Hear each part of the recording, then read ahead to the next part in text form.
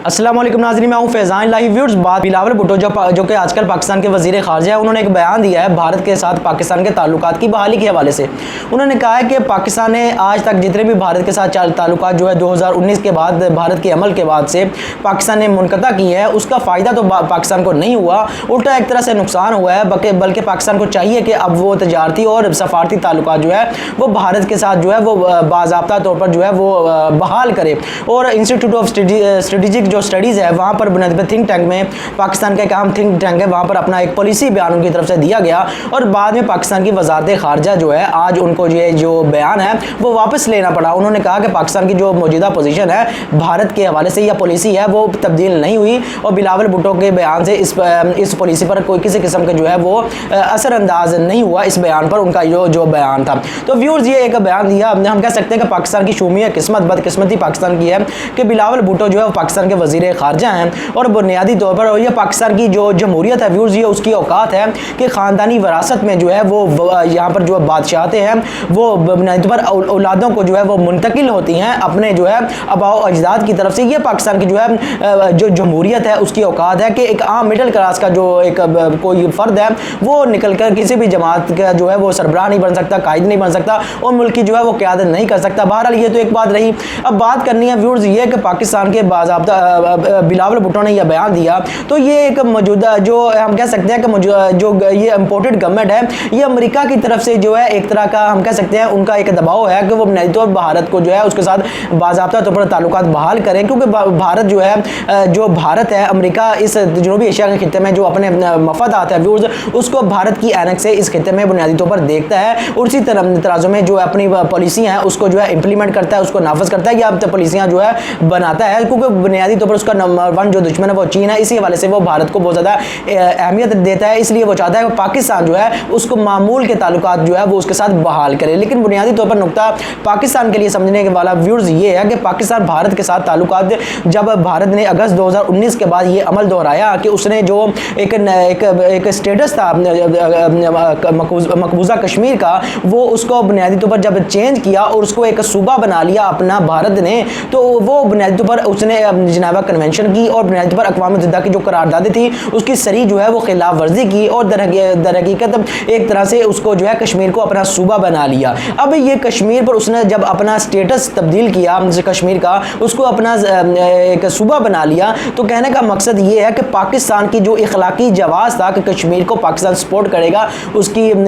आज़ादी के लिए, उसकी इखलाकी तौर पर मदद करेगा और इसकी सफारती तौर पर भी मदद करेगा पाकिस्तान। ये पाकिस्तान का एक स्टांस रहा है। लेकिन हुआ क्या है कि जब उसने ये अमल तब्दील कर लिया है तो पाकिस्तान का जो इखलाकी और सफारती स्टांस था उसमें मजीद शिद्दत आनी चाहिए थी। तो इमरान खान की साबका गवर्नमेंट ने यही अमल दोहराया कि जब तक भारत जो है ये गैर कानूनी अमल जो उसने अक़वाम मुत्तहिदा की करारदादों के हवाले से और जिनेवा कन्वेंशन के हवाले से जो है ये अपनाया है, इसको जो रोल बैक नहीं करता, इसको वापस नहीं लेता, तब तक जो है वो भारत के साथ किसी किस्म का ताल्लुका जो है वो बहाल नहीं हो सकते। तो ये व्यूअर्स इमरान खान की तरफ से जो है वो अमल दिखाया गया या उनकी गवर्नमेंट की एक पॉलिसी रही और साथ ही साथ बिलावल भुट्टो की तरफ से व्यूअर्स ये कहा गया कि भारत के साथ हमारे ताल्लुकात जो है वो तजारती ताल्लुकात जो है वो हमें तजारत के लिहाज से बहुत ज़्यादा फ़ायदा मंद हो सकते हैं। तो कहने का मकसद ये है, अभी इन्होंने बजट पेश किया है, उस बजट में व्यूअर्स क्या था, उस बजट में 44,000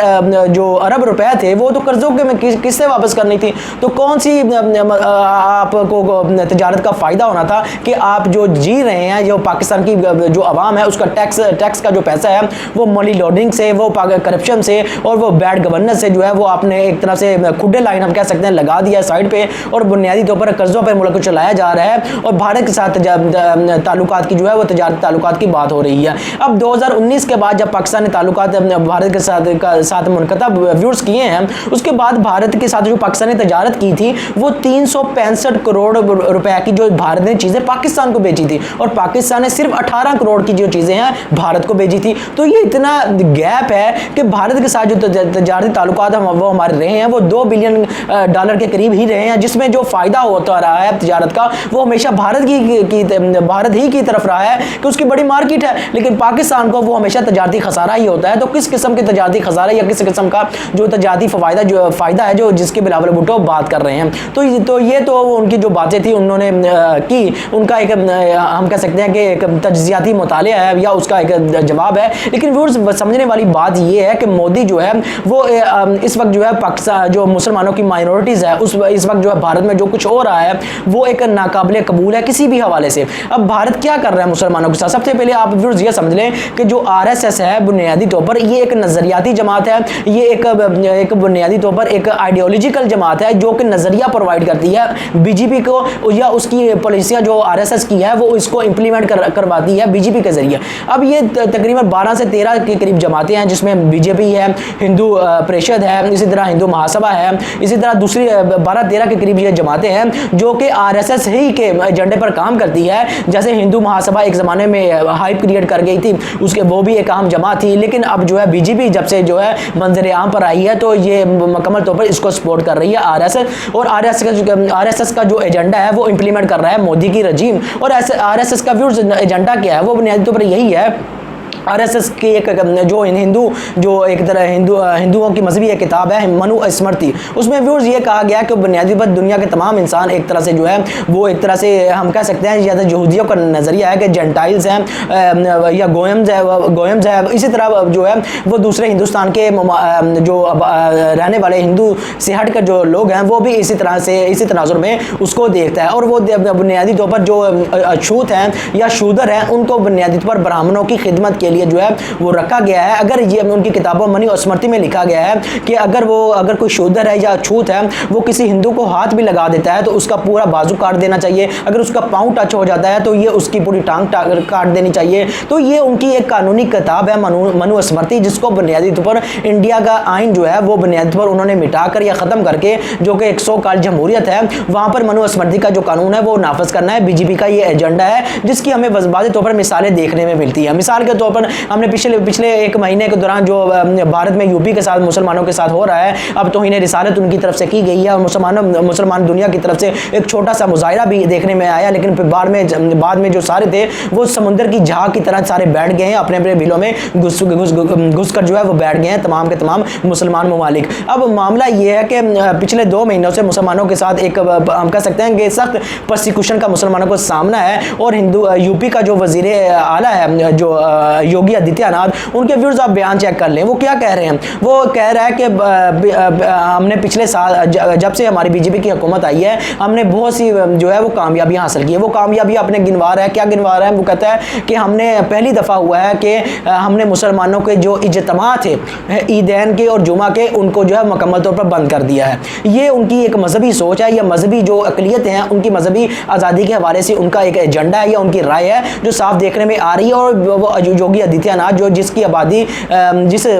जो सूबे का वो वजीर आला है उसकी आबादी पाकिस्तान से भी व्यूज़ ज़्यादा है, और वो प्राइड किस चीज़ पे ले रहा है कि मुसलमानों के जो एक मजहबी आज़ादी है उसको हमने किस तरीके से दबाया है कि उनके जो मजहबी ईदैन के जो जुमा के इज्तिमा थे उनको हमने बंद कर दिया। ये बड़ी कामयाबी है। और साथ ही साथ वो कहता है कि 1 लाख के करीब जो मस्जिदों पर जो स्पीकर लगे हुए थे उसको हमने बुनियादी तौर पर हटा दिया है, अपने कब्जे में ले लिया है, और बुनियादी तौर पर मंदिरों को और दूसरी जो फलाही तंजीमें हैं उनके हवाले कर दिया है। तो ये उनका एजेंडा है, ये उनका मकसद है जो कि व्यूअर्स ये टीवी में या टेलीविजन में बुनियादी तौर पर मीडिया में सोशल मीडिया पे जो है वो साफ तौर पर ये चीज़ें देखने में जो है साफ तौर पर नजर आती है। और आरएसएस का बुनियादी एजेंडा यही है कि वो बुनियादी तौर पर जो अशोका के ज़माने की हिंदू उनकी जो एक बुनियादी तौर पर एक ज़हनी इख्तरा है कि वो अपनी रियासत को बहाल करना चाहते हैं, जिसमें जो है पाकिस्तान जो है वो इसका एक अहम हिस्सा है, या वो समझते हैं कि भारत माता के टुकड़े किए हैं पाकिस्तान ने 1947 में मोहम्मद अली जिन्ना ने। और मोहम्मद अली जिन्ना को वो दरहकीकत हम कह सकते हैं कि वो अच्छे अल्फाज में याद नहीं करते, तो इसी हवाले से वो आरएसएस का नज़रिया वो बुनियाद पर हिटलर नाजी से जो है एक तरह से मुमासलत रखता है, क्योंकि इनका हिटलर का भी यही नज़रिया था कि एक जमात होनी चाहिए जैसे कि आरएसएस है। इसी तरह बुनियादी तौर पर एक बुनियादी तौर पर नारा होना चाहिए जैसा कि बीजेपी का है कि जो है अशोका के ज़माने की एक जो है हिंदू माता की जो एक रियासत कायम की जाएगी, और इसी तरह एक लीडर उनका होना चाहिए। तो इसी तरह ये जो हिटलर का नारा था वही आरएसएस का बुनियादी तौर पर नारा है। और इसी तरह हिटलर की जो जमात थी, जिस तरह उनका एक यूनिफॉर्म होता था, इनका भी एक यूनिफॉर्म है, उनके एक जो मिलिट्री विंग होता था तो इनका भी एक मिलिट्री विंग है। तो व्यूअर्स देखने की चीज़ ये है कि पाकिस्तान ये तमाम माइनॉरिटीज़ के साथ अगर हिंदू जो शूदर है या छूत है उनके साथ जो इनका जो नज़रिया है उनके साथ ये नज़रिया रखते हैं कि उनका हाथ काट देना चाहिए, उनकी टांग काट देनी चाहिए, जो उनके साथ बुनियादी तौर पर, और वो ब्राह्मणों की खिदमत के लिए पैदा किए गए हैं। तो आप समझ सकते हैं कि जो माइनॉरिटीज़ हैं, जो बुनियादी तौर पर मुसलमान हैं, ख़ासकर जो ईसाई हैं या सिख हैं या दूसरे मज़हब के लोग हैं, उनके साथ उनका जो तर्ज़ अमल क्या होगा। तो उनकी किताबों में बुनियादी पर साफ तौर पर लिखा हुआ है, ख़ासतौर तौर पर जो उनके गुरु गोलवाकर हैं उनकी किताबों में, कि बुनियादी तौर पर जो मुसलमान हैं इनके पास 3 ऑप्शन है, या अकलियत हैं जो इनके पास 3 ऑप्शन है। वो बताते ये हैं कि इनके पास 3 ऑप्शन व्यूज़ क्या है। एक तो या तो इन्हें हिंदुस्तान को छोड़कर चले जाना चाहिए, या तो हिंदू मज़हब जो है वो इख्तियार कर लेना चाहिए, या बुनियादी पर दब कर रहना चाहिए, जैसे कि शूदर या अछूत जात के दूसरे लोग हैं वो रहते हैं। जाहिर सी बात है, जब शूदर या अछूत है जो कि बताते खुद हिंदू होने का दावा करते हैं, उनके साथ क्या सलूक किया जा रहा है, तो बुनियादी पर जो मुसलमान है जो उनके मज़हब से ताल्लुक नहीं रखते तो उनके साथ किस किस्म का जो है वो रवैया रखा जाएगा। तो व्यूज़ ये एक मैं आपको देना चाहता था, एक बैकग्राउंड जो बुनियादी पर एक RSS का नज़रिया है, BJP का नज़रिया है, और इसी के तनाज़ुर में हम देखते हैं कि मुसलमानों के साथ पिछले दिनों से 2 मुसलमान नौजवानों को एहतजाज के दौरान तौहीद रसालत के मामले पर 2 नौजवानों को, बच्चों को हम कह सकते हैं कि 14 साल के और 12 साल के लड़कों को वो शहीद कर दिया गया। और मोदी की तरफ से जो है, जब पूरे दुनिया के मुसलमान ममालिक की तरफ से एक रद्द-ए-अमल आया मोदी की तरफ से, उन जो वो नूर शर्मा थी जिन्होंने तौहीद रसालत की है, उस औरत ने, उसकी तरफ से जो है किसी किस्म की मोदी की तरफ से जो है मजम्मत नहीं देखने में आई, जो इस साफ तौर पर इस चीज़ का बताती है कि उसकी जो है वो मुकम्मल तौर पर सपोर्ट हासिल है। जैसे कि वज़ीर आला उसका भारत की सबसे बड़ी रियासत का जो योगी आदित्यनाथ है, वो बुनियादी पर प्राइड ले रहा है मुसलमानों को दबाने पर, मुसलमानों के जो मजहबी हकूक़ है उसको दबाने पर, और मुसलमानों के जो एक तरह से हकूक़ हैं उनको दबाने पर जो है प्राइड ले रहा है, और बुनियादी पर उसको सरेआम जो मीडिया पर जो है अपनी कामयाबियाँ गिरदार रहा है, उसी हवाले से जो है वो वोट भी हासिल करेंगे आइंदा 2024 के आने वाले इलेक्शन में। तो ये बिलावल भुट्टो ज़रदारी साहब है, जो हम कह सकते हैं कि शूमिया किस्मत है पाकिस्तान की, कि इस तरह के लोग जो है वो पाकिस्तान के वज़ीर ख़ारजा हैं। तो बहरहाल ये फैसला व्यूज़ आप कर सकते हैं कि बुनियादी पर खुद भी, कि पाकिस्तान को भारत के साथ ताल्लुकात कायम करने चाहिए या नहीं, अगर करने चाहिए तो किस कीमत पर करने चाहिए। वो यही है कि जब तक भारत से कश्मीर का जो स्टेटस है वो बुनियादी पर उसको रोल बैक नहीं करता, उसको पहली वाली पोजीशन पर लेकर नहीं जाता, तो ये पाकिस्तान का एक स्टांस है, यही रहना चाहिए और यही होना चाहिए। लेकिन इनका मामला यह है कि ये अमेरिका के एक एजेंडे पर आए हैं और अमेरिका ने इसको एक तरह से इंप्लीमेंट किया है। तो इसी तनाजुर में वो बुनियादी तौर पर रूस के साथ भी कभी उससे तेल नहीं लेना चाहते, ईरान से कभी तेल नहीं लेना चाहते और ना ही लेंगे, और लेकिन दूसरी तरफ वो जो महंगा तेल है आर्मी मार्केट से जाकर लेना चाहते हैं। और किसी भी बिलावल भुट्टो ईरान से तो होकर आ गए हैं, चीन और बुनियादी तौर पर जो मुत्तहिदा अरब अमारात है वो पेट्रोल से बनी हुई चीज़ें और गैस जो है वो चीन जो है ईरान से ले सकता है खुफिया तौर पर। अमेरिका ने कहा है कि हम जो है वो व्यूर्स तेल पर पाबंदियाँ लगा रहे हैं कि चीन तेल से जो वो ईरान से नहीं ले सकता। तो ईरान के वज़ारत ख़ारजा है, उनके तर्जमान ने कहा है कि हम खुफिया तौर पर बेचते रहेंगे। अगर वो चीन ले सकता है खुफिया तौर पर, तो हम क्यों नहीं ले सकते, कि हमारा तो बॉर्डर भी है वो चीन ईरान के साथ लगता है, तो पाकिस्तान को तो इसका फ़ायदा उठाना चाहिए। लेकिन बुनियादी तौर पर ये अमेरिका के जो है वो एजेंडे पर आए हैं, तो अमेरिका जो दरहकीकत ईरान पर अमेरिका की पाबंदियाँ हैं, तो ये कोई भी ऐसा अमल नहीं करेंगे जो दरहकीकत अमेरिका के या इनके आका के बुनियादी पर इख्तलाफ या खिलाफ जाता हो। तो व्यूज़ ये कश्मीर पर एक मौक़िफ़ था जो मैं आपको देना चाहता, ये मेरा मौक़िफ़ है। और साथ ही साथ व्यूज़ दूसरी तरफ फैटफ के मामले पर बहुत लेदे हो रही है। पीटीआई की तरफ से जो है वो क्रेडिट इसका लिया जा रहा है, और जो हुकूमत दी जमात है उनकी तरफ से इसका क्रेडिट लेने की कोशिश की जा रही है, लेकिन वाज़ेह तौर पर बताया नहीं जा रहा कि ये क्रेडिट उनका ही क्रेडिट जो है वो इनका ही बनता है। वो दर हकीकत खसियानी बिल्ली जो है खंबा नोचे वाला मामला कर रही है, कहना भी चाहती है लेकिन बुनियादी पर कह भी नहीं पा रही। इसी तरह बुनियादी पर कहने का मकसद व्यूअर्स है जो फैटअप है, अगर हम इस पर बात करें तो हम कह सकते हैं कि 2018 में जब नून लीग की हुकूमत थी तब जो है पाकिस्तान को ग्रेड लिस्ट में फैटअप की डाला गया था। लेकिन उसके बाद जो 34 के करीब नकात थे, दो एक्शन प्लान थे जिन पर अमल करना था। जाहिर सी बात है फाइनेंशियल एक्शन टास्क फोर्स को जो है वो फाइनेंशियल जो मनी लॉन्ड्रिंग है उसके लिए बनाया गया कि मनी लॉन्ड्रिंग जो है इलीगली पैसा जो है मुंतकिल नहीं होना चाहिए, गैर कानूनी रास्तों के जरिए से दूसरे ममालिक में उसको रोकना है। और दूसरा टेरर फाइनेंसिंग है, दहशतगर्दी की जो माली मुआवनत है वो नहीं होनी चाहिए। इसी दो मामले पर 2 एक्शन प्लान पर जो है अमल किया गया। उसके टोटल 34 नकात थे जिस पर पाकिस्तान ने अमल किया, और तकरीबन इसका एक GHQ में सेल बनाया बनाया गया और 30 के करीब जो वजारतें थी व्यूअर्स, उनको बुनियादी पर इनमें इंगेज किया गया, क्योंकि जो मुतलका वजारतें थी उनको बुनियादी पर एक एक शख्स पर जो है जिस पर दहशतगर्दी के इल्ज़ाम हो सकते हैं उनकी जांच पड़ताल की गई। उनके जो बैंक अकाउंट थे जो जिनके जरिए से वो रकम वसूल कर सकते थे या रकम भेज सकते थे, उनको मंजमद किया गया। तो ये सारा अमल व्यूअर्स देखने में आया, ये तरीके इंसाफ की गवर्नमेंट में किया गया। हम कह सकते हैं कि 2018 से लेकर 2021 के दौरान तो ये सारा अमल उन्हीं की अमल के दौरान हुआ और 2021 में तो 32 के करीब जो पॉइंट्स हैं उन पर इंप्लीमेंट कर लिया था, फेडअप की तरफ से कहा गया था और 34 के करीब जो है फेडअप जो नकात है, मुकम्मल जो नकात है, उन पर जो है पाकिस्तान ने अमल कर लिया। तो इसका क्रेडिट जो है वो साफ तौर पर इनकी तरफ से जो है पीटीआई की गवर्नमेंट को बहरहाल साफ तौर पर जाता है, क्योंकि यही जो अपोजिशन थी, इन्होंने पार्लियामेंट सबसे पहले इन्होंने सेनेट के इजलास में इसको जो है वो रोल बैक किया, इसको एक तरह से इसकी मुखालफत की और जब मुश्तरका पाकिस्तान की असम्बली का जो है पार्लियामेंट का इजलास बुलाया गया तो इन्होंने वहां से वॉकआउट किया, पीपल्स पार्टी ने भी और नॉन लीग ने भी। तो अब ये किस तरह से जो है वो बुनियादी पर क्रेडिट ले सकते हैं। तो दूसरी तरफ व्यूअर्स मैं आपसे ये कहना चाहता हूँ कि जो फाइनेंशियल एक्शन टास्क फोर्स है ये बुनियादी पर एक सियासी इंजीनियरिंग के लिए भी तौर पर इस्तेमाल होता रहा है। हालांकि इसको एक कानूनी अदारा है तो कानूनी सतह पर ही इसको मामलात को चलाना चाहिए। उसकी मिसाल मैं आपको ये दूंगा कि पाकिस्तान को ग्रे लिस्ट में लवाने में जो एक किरदार अदा किया था वो भारत ने फ्रांस के जरिए से किया था। जाहिर सी बात है उसके पहले से डॉन लीक्स हो चुकी थी, जो नवाज शरीफ साहब साबिक वज़ीर आज़म पाकिस्तान के वो बहुत से मुल्क मुखालिफ जो है वो बयान दे चुके थे जिसमें उन्होंने कहा था कि पाकिस्तान ने जो एक तरह से एक रिवर्स इंजीनियरिंग की या पाकिस्तान ने जो अमेरिका का मिसाइल था वो रिवर्स इंजीनियरिंग करके पाकिस्तान ने अपना गोरी मिसाइल तैयार कर लिया। हिंदुस्तान के अंदर जो दहशतगर्दाना हमले हुए थे वो पाकिस्तान के ISI के लोग थे, उन्होंने जाकर करवाए थे। तो इस तरह के उनकी तरफ से बयान दिए थे और भारत की तरफ से इसको बयान इस्तेमाल करते हुए एक तरह से वहाँ पर फ्रांस ने पाकिस्तान के खिलाफ वोट दिया तो उसको बुनियादी पर एक तरह से पाकिस्तान के खिलाफ इस्तेमाल भी किया। लेकिन कहने का मकसद ये है कि ये अदारा सियासी इंजीनियरिंग के तौर पर इस तरह से इस्तेमाल होता रहा कि जो बुनियादी तौर पर फ्रांस है वो उसी ज़माने में जो है फ्रांस के अंदर जो शाम के अंदर जो है दाश है जो दुनिया की जानी मानी एक दहशतगर्द तंजीम है, उसको पैसे दे रहा था हथियार और उन पैसों से वो हथियार खरीद रही थी और उससे मालूमात ले रहा था हिजबुल्लाह यानी ईरान के खिलाफ और बुनियादी तौर पर वो दहशतगर्दी को सपोर्ट कर रहा था एक तरफ और पाकिस्तान को जो है वो पाकिस्तान के खिलाफ दहशतगर्दी के हवाले से जो है वो वोट दे रहा था पाकिस्तान को कि पाकिस्तान के जरिए से जो है टेरर फाइनेंसिंग जो है वो होती है। तो ये एक मुनाफकत ही जो है फ्रांस की तरफ से देखने में आई। तो इस हवाले से हम कह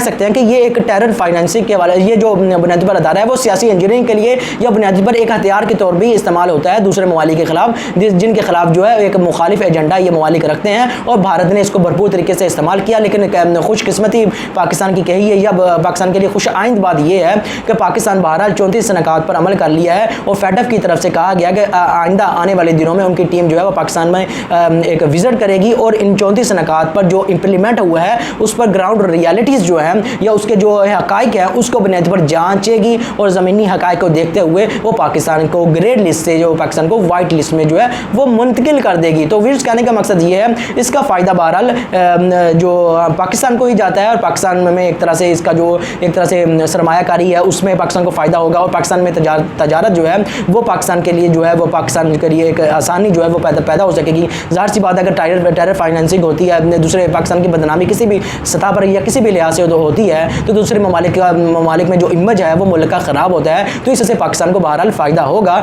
लेकिन इसको जो है वो सियासी इंजीनियरिंग के लिए इस्तेमाल नहीं होना चाहिए। इस अदारे को ये कानूनी अदारा है, इसको कानूनी नकात पर ही कानूनी जो एक तरह से हम कह सकते हैं हकाइक है अदाद-ओ-शुमार है उनको सामने रखते हुए इसको जो है वो बुनियादी तौर पर इस्तेमाल होना चाहिए। और बुनियादी तौर पर अगर हम कहेंगे फेडअप के हवाले से जो अहम कानून साजी की थी वो तहरीक इंसाफ ने व्यूअर्स की थी, लेकिन बुनियादी तौर पर जो हुकूमत है वो बुनियादी तौर पर एक तरह से भारत के मामले पर भी किसी तरह के बयान दे रही है और फिर उसको वापस ले लेती है। अब जो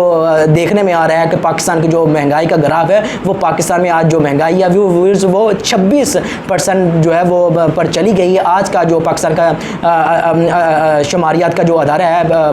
उसने जो सेंसिटिव प्राइस इंडेक्स के जो अदद शुमार जारी किए हैं उसमें जो आज महंगाई है वो 26% है। आप जानते हैं कि 85% पेट्रोल की कीमत में और 100 रुपये से ज़ायद जो है वो डीजल की कीमत में इजाफा कर दिया गया। उसका जो डोमिनो इफेक्ट है वो पाकिस्तान की मैशत पर या पाकिस्तान के किचन में इस्तेमाल होने वाली जितनी भी चीज़ें हैं उस पर पूरा का पूरा आया है और उसका सारा जो जोर है वो पाकिस्तान की आवाम पर आया है। तो व्यूअर्स मेरी आपसे गुजारिश है चैनल को सब्सक्राइब करें, लाइक करें और बेल का आइकॉन जरूर दबाएं। आपका बहुत बहुत शुक्रिया। खुदा हाफिज़।